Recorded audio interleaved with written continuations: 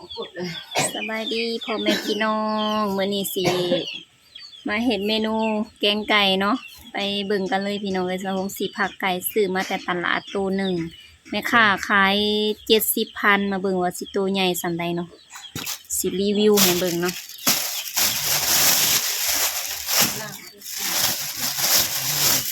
นี่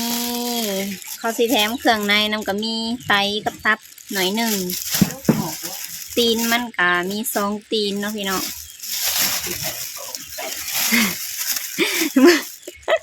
ด่าพี่เตซี่เมาซีผัดอยู่ไปไก่ซีไปบนอื่นเลยผัดซีไปทายท่าแล้วก็โจมเมื่อยแล้วก็โจมแล้วก็คิ้วแล้วก็เมื่อยแล้วก็โจมจะสิวะอะไรพี่น้องสาเหตุที่ลูกคนไก่บ่เป็นเนาะเคยกินแต่เคยซื้อเอาแต่แบบนี้มาแบบสำเร็จรูปแล้วเนาะแม่ค้าเขาเจ้า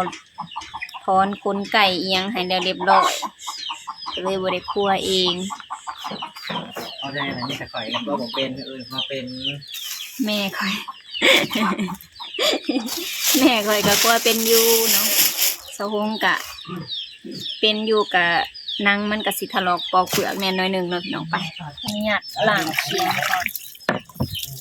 สิแกงใส่หมักผักหมักแพงเนาะก็คือหมักอันนี้หมักโตนหมักเต้นแล้วแต่คนสิเอิ้นเนาะพี่น้องเขียวๆหมักผักหมักแพงหมักโตน2อย่าง3อย่างสื่อก่อนอื่นตัดตีนมันก่อนตัดเล็บให้มันปลูกแน่สื่อสุยางละเฮาได้เอาอันหมักบัวหมักอื่นเอาไปหวานนะคะมันทางการออกเบี้ยเห็นบ่ในกกหมักกกกอหน่อไม้นั่นดิเด็ดพี่น้องเอ้ย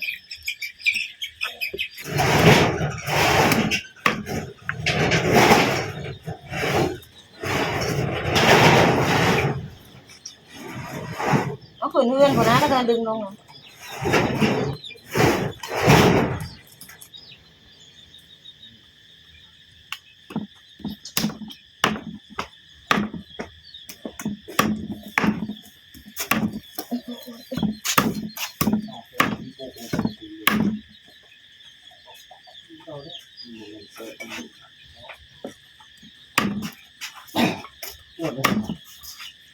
ปูไก่ก็จะปั้น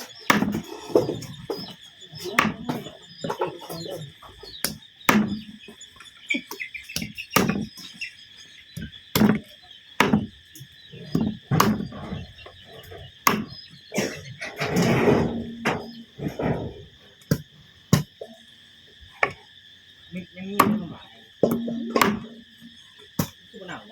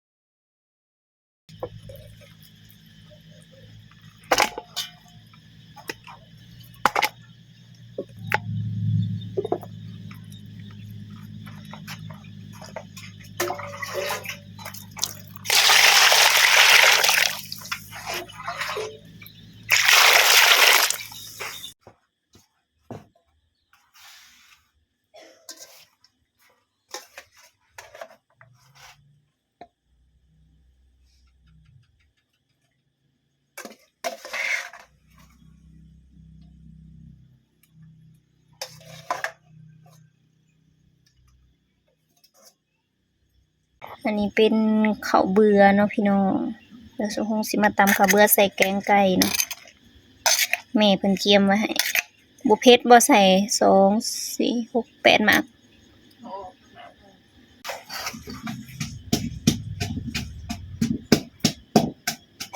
ลายเพิ่นบ่จักข้าวเบื่อนี่เดี๋ยวก่อน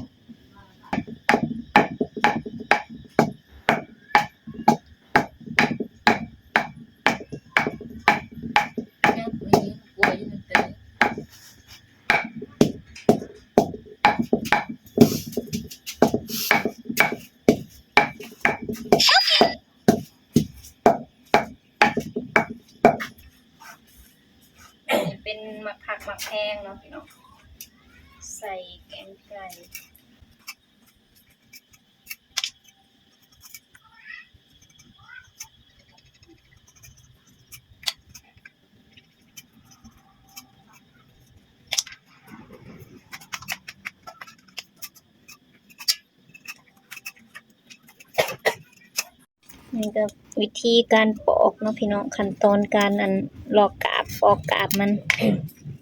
ก็สิยากแน่เพราะว่ามันแข็งอันนี้นะ ยันอันมีดจวดเจียดใส่มือนี่ก็บ่แฮงเนาะต้องระวังเป็นพิเศษขั้นตอนนี้ลอกออกมาก็ได้หน่อยหนึงเพราะมันมีในมันทางในมันก็หมากอันนี้มันสิอยู่ได้ดนเนาะพี่น้องตั้งแต่ยามให้ยามนาโหจนเฒ่าปานนี้ยังกินได้เสยนี่ก็สิใส่กาเอาเนาะบางคันมันลายแน่ก็เหลือกระถิ่มพี่น้องเอ้ยเอาไว้ก็บ่ได้ใส่คือเก่าโดนๆสิได้แกงไก่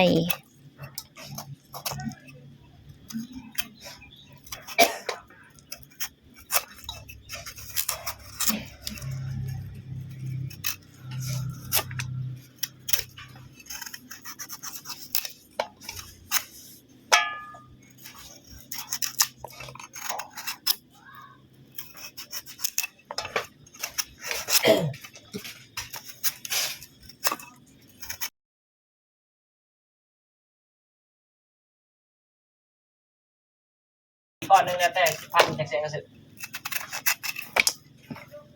เปิดล้างตู้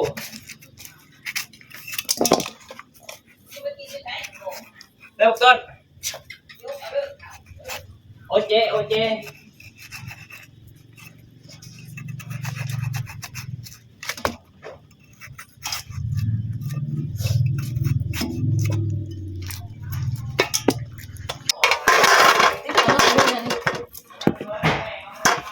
นี่แน่ที่ก่อนนะวะเดี๋ยวเอาที่ก่อนแล้วจะถือสบายเรานั่งผู้เดียว กูยังมึงลืม สาวมาเขาเบิร์ดที่เป่าแล้ว ลืมนะคือส่งโหลลืม กระซังเจ็บแล้ว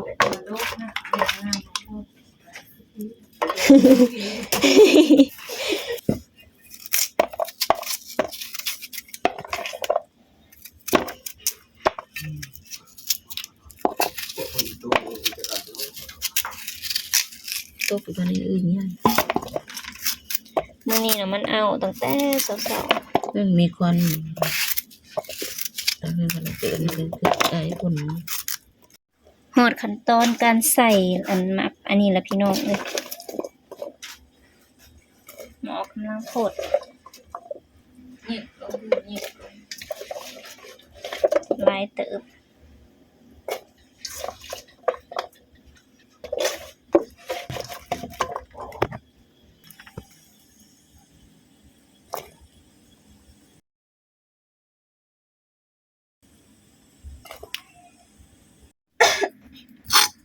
อันนี้เป็นข้าวเบื่อเนาะ หนักมาแล้วหมอ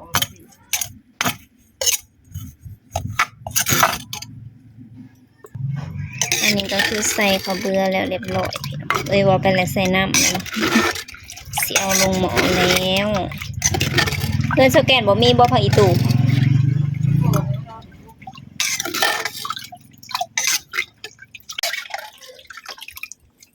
พี่น้องออกไปเลย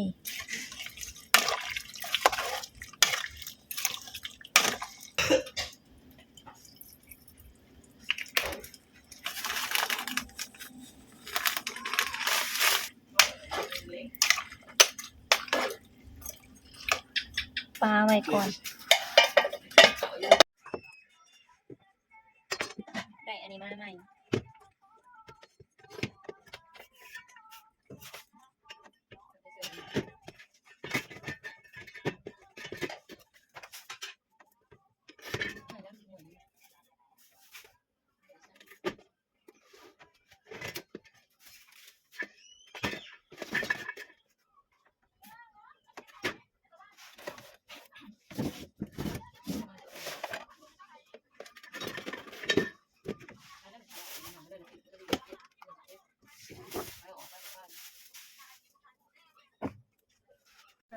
ตอนนี้กำลังขุดเลยพี่น้องเอ้ย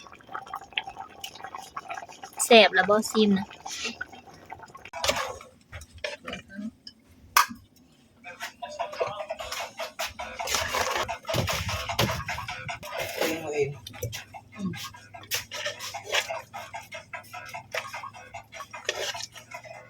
ไปหาผักอีตู่ก็บ่มีพี่น้องเลย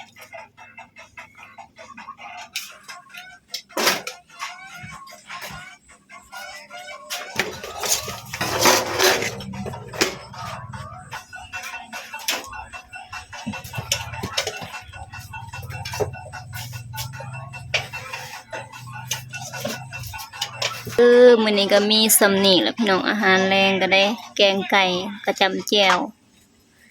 มื้อนี้อาหารแรงมีอย่างเดียวเนาะกินข้าวนำกันเด้อพี่น้องสำหรับคลิปนี้ก็ขอจบไว้เพียงสำนี้เด้ออยากอยู่บ่ตำบักถั่วอ้วน โอ้ยสบายดี เอื้อยอันพี่ไนท์นะเพิ่นว่าโอ้อ้วนไม่อายกล้องแล้วว่าซั่นอายบ่อายแล้วใหญ่เป็นผู้บ่าวแล้วพี่น้องเอ้ย สิเอาเมียเลย แก้มนะจนนั่นเนาะความว่าน้ำหนักอ้วนแฮงกินข้าวมื้อละ5 เทื่อ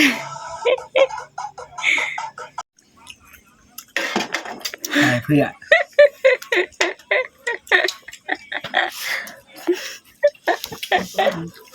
อย่างนั้นไหม